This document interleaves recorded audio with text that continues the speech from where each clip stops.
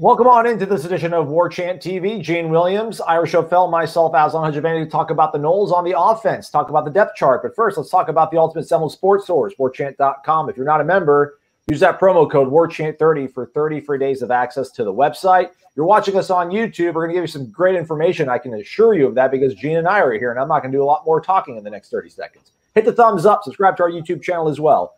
We're talking offense, so we have to start the quarterback position. And here we are, Gene, just like we thought, with one guy clearly ahead of everybody, and it's James Blackman. So I feel like let's start the quarterback position. That seems to be the probably presumptive starter, no? Yeah, when I did the write-up on the offensive depth chart, which if you're not on there, you can read it on warchant.com, a lot more details. We spell out each position on offense. But, yeah, this was the easy one. I mean, it was pretty obvious the way camp has played out. Obviously, with Chuba suffering the broken collarbone, he's out for a few weeks. And, Mike Norvell confirmed that Jordan Young did not participate in the last scrimmage. So you're really down to two guys. So it's James Blackman, who's got pretty consistent praise from the coaching staff all through the spring. And then Tate Rodemaker is a true freshman. So you have a hard time believing a true freshman is going to beat out Blackman at this point. I don't know. Do you see it any other way, Ira? No, I think that's definitely the case. And Jordan Travis has been in and out of the lineup, it sounds like. And, we know what he can bring to the table. But even if he was totally healthy and totally available, I don't think he was beating out James Blackman based on what we've heard so far. So I think, James is going to be the starter. And, the key is going to be for him to just hold on to that position, strengthen his position for when Chuba Purdy gets back, which might be maybe the third week of the season. And, if he comes back and he gets back into the mix, it could be interesting again. But to start off with, I think for sure it's going to be Blackman. Isn't that schedule going to be kind of interesting too? Because he gets to there's the bye week, and now you've got Miami there. So that's a thing, and we've seen the hot and cold with Blackman against Miami, and that's the game all the fans are going to focus on. So if he lays an egg against Miami, man, the Chuba cheers are going to be loud from Seminole Nation. You would think he would, and that would be be a tough spot if Purdy was available by then. It would be tough for him to get in, except maybe right, in a package. After, yeah. No, but then you have Jacksonville State after that, which would be a great opportunity to give somebody else a look for sure. This might be the toughest one, gentlemen, just because there's so many thinking players there. But joining in the backfield with James Blackman, the running back position, Ira, who do you see that working out depth chart wise? Yeah, that's another one that is not really too much of a surprise, especially once Kalen Laburn left the team during the summer, was dismissed from the team during the summer. Jayshawn Corbin, we all were impressed by him in the spring. He started before in the SEC at Texas A&M. He's clearly, he's got great size. He's over 6 feet tall. He's a bigger back, really a complete back. He can do a lot of everything. He's got really good speed. So I think he's seems like he's maybe separated himself a little bit as a starter. But then, as you mentioned, man, it is a wide cast of characters. Over the last few days, we've started hearing more about Lawrence Tofieli, the freshman out of your neck of the woods, Aslan. And sounds like he's a guy who, they're real impressed with. But they have a lot of options. From, the Ladamian Webb, the junior college transfer, to, the other newcomers. And then Deontay Sheffield, is a former walk-on who just got moved on to scholarship. So that's going to be, it sounds like Mike Norvell likes to go with running back by committee. And after Jayshawn Corbin, Gene, it seems like it's going to be pretty wide open.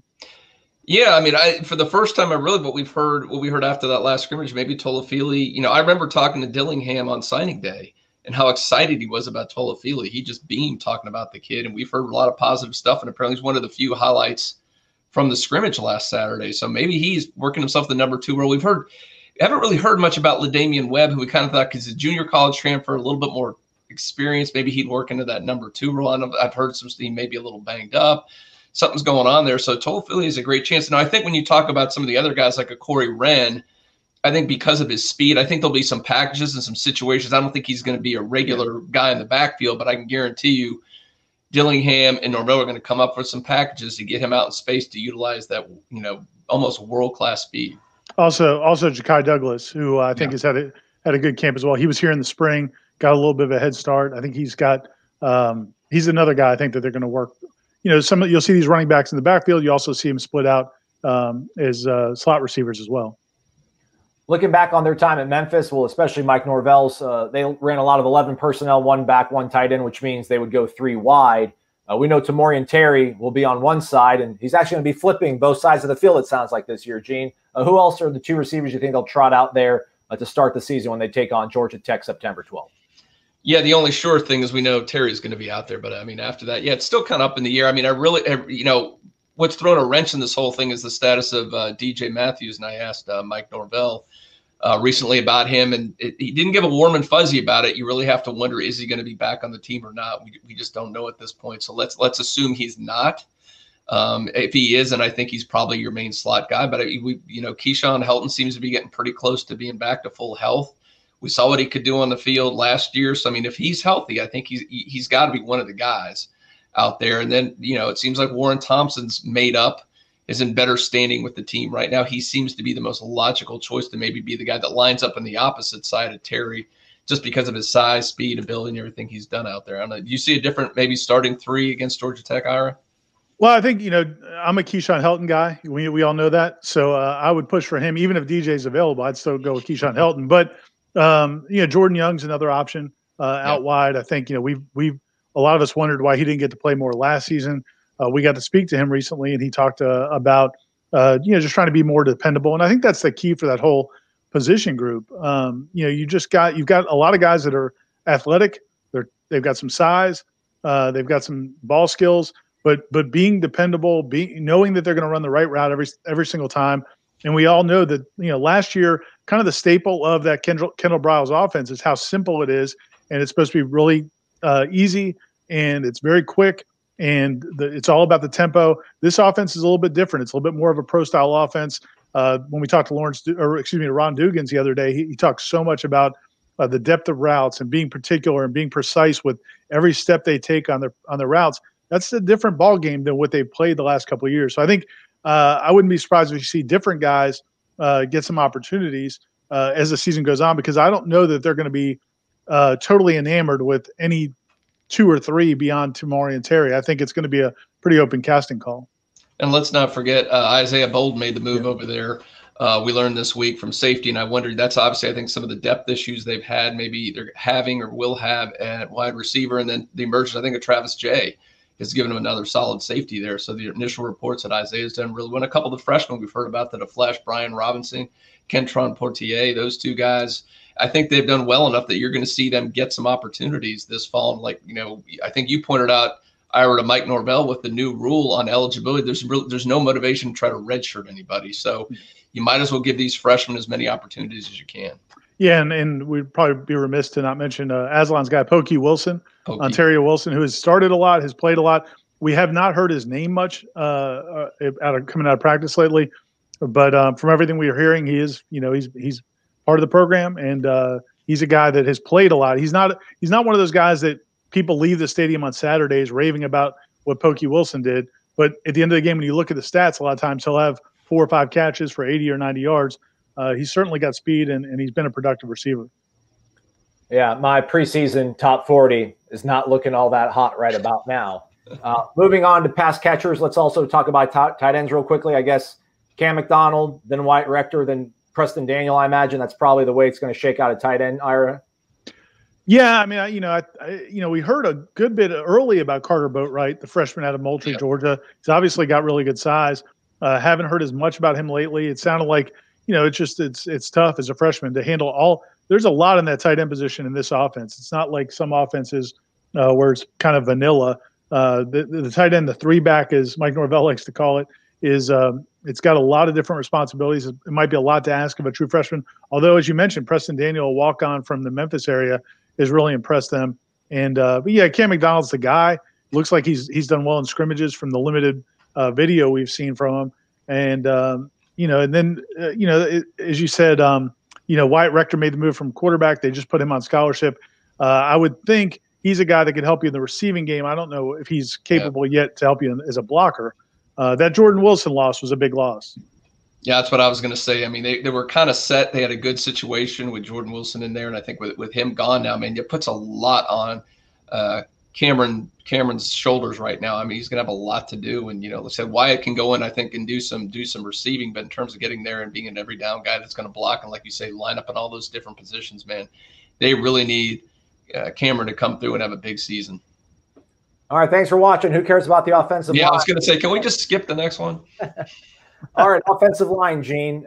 We talked about it in a sort of a wrap-up video we did earlier in the week, but That obviously is a focal point for fans, and they're working on finding that 8-man rotation that they want ultimately, which means that's not too deep. You're going to have some swing guys. How do you think the 5 are shaping up, and who will they be? I really think the only question left is really at center in terms of the starting 5. Meyer may disagree, but it's Baselli or, obviously Baby, Big Baby. There at the center position, one of those 2 guys is going to win. It sounds like maybe Baselli's edging ahead. I don't know. We'll see how that goes. There's still a couple weeks left.